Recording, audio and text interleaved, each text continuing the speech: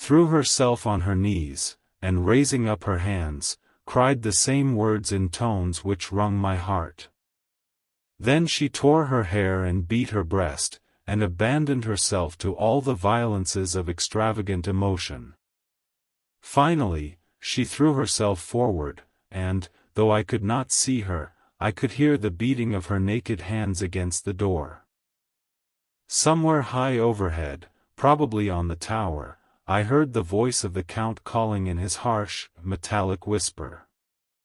His call seemed to be answered from far and wide by the howling of wolves. Before many minutes had passed, a pack of them poured, like a pent-up dam when liberated, through the wide entrance into the courtyard. There was no cry from the woman, and the howling of the wolves was but short. Before long they streamed away singly, licking their lips. I could not pity her, for I knew now what had become of her child, and she was better dead. What shall I do? What can I do? How can I escape from this dreadful thing of night and gloom and fear? June 25th, morning. No man knows till he has suffered from the night how sweet and how dear to his heart and eye the morning can be. When the sun grew so high this morning that it struck the top of the great gateway opposite my window, the high spot which it touched seemed to me as if the dove from the ark had lighted there. My fear fell from me as if it had been a vaporous garment which dissolved in the warmth. I must take action of some sort whilst the courage of the day is upon me.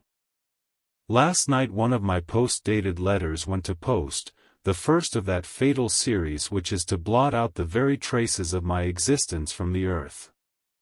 Let me not think of it. Action. It has always been at night time that I have been molested or threatened, or in some way in danger or in fear. I have not yet seen the Count in the daylight. Can it be that he sleeps when others wake, that he may be awake whilst they sleep? If I could only get into his room. But there is no possible way. The door is always locked, no way for me. Yes, there is a way, if one dares to take it. Where his body has gone, why may not another body go? I have seen him myself crawl from his window. Why should not I imitate him, and go in by his window? The chances are desperate, but my need is more desperate still. I shall risk it. At the worst it can only be death, and a man's death is not a calf's, and the dreaded hereafter may still be open to me. God help me in my task. Goodbye, Mina, if I fail. Goodbye, my faithful friend and second father. Goodbye, all, and last of all, Mina. Same day, later. I have made the effort, and God, helping me, have come safely back to this room. I must put down every detail in order. I went whilst my courage was fresh straight to the window on the south side, and at once got outside on the narrow ledge of stone which runs around the building on this side. The stones are big and roughly cut, and the mortar has by process of time been washed away between them. I took off my boots, and ventured out on the desperate way. I looked down once, so as to make sure that a sudden glimpse of the awful depth would not overcome me, but after that kept my eyes away from it. I knew pretty well the direction and distance of the Count's window, and made for it as well as I could, having regard to the opportunities available. I did not feel dizzy. I suppose I was too excited, and the time seemed ridiculously short till I found myself standing on the window-sill and trying to raise up the sash. I was filled with agitation, however, when I bent down and slid feet foremost in through the window. Then I looked around for the Count, but, with surprise and gladness, made a discovery. The room was empty. It was barely furnished with odd things, which seemed to have never been used. The furniture was something the same style as that in the south rooms, and was covered with dust. I looked for the key, but it was not in the lock, and I could not find it anywhere. The only thing I found was a great heap of gold in one corner, gold of all kinds, Roman, and British, and Austrian, and Hungarian, and Greek and Turkish money, covered with a film of dust, as though it had lain long in the ground. None of it that I noticed was less than 300 years old. There were also chains and ornaments, some jeweled, but all of them old and stained. At one corner of the room was a heavy door.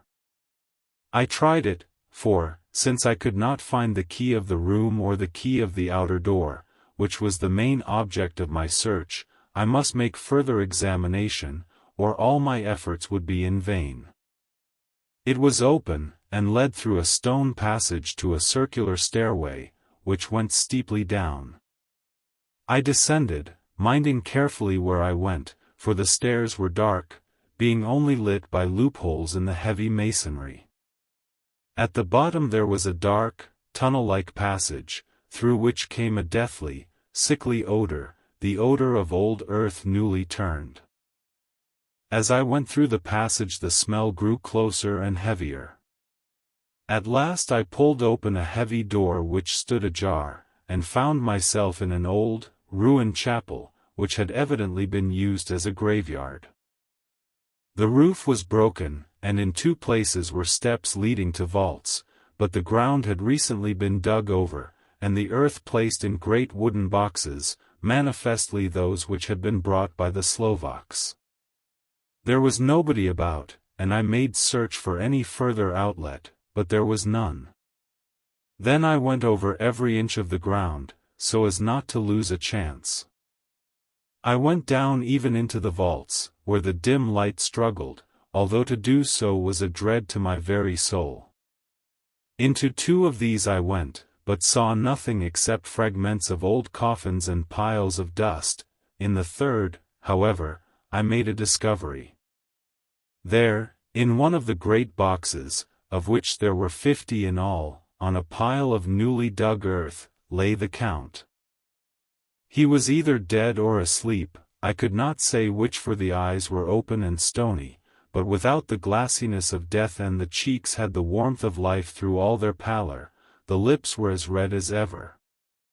But there was no sign of movement, no pulse, no breath, no beating of the heart. I bent over him, and tried to find any sign of life, but in vain. He could not have lain there long, for the earthy smell would have passed away in a few hours. By the side of the box was its cover, pierced with holes here and there. I thought he might have the keys on him, but when I went to search I saw the dead eyes, and in them, dead though they were, such a look of hate, though unconscious of me or my presence, that I fled from the place, and leaving the Count's room by the window, crawled again up the castle wall. Regaining my room, I threw myself panting upon the bed and tried to think. June 29th.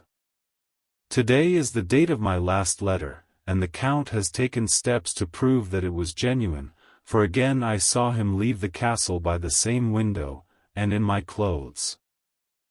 As he went down the wall, lizard fashion, I wished I had a gun or some lethal weapon, that I might destroy him, but I fear that no weapon wrought alone by man's hand would have any effect on him.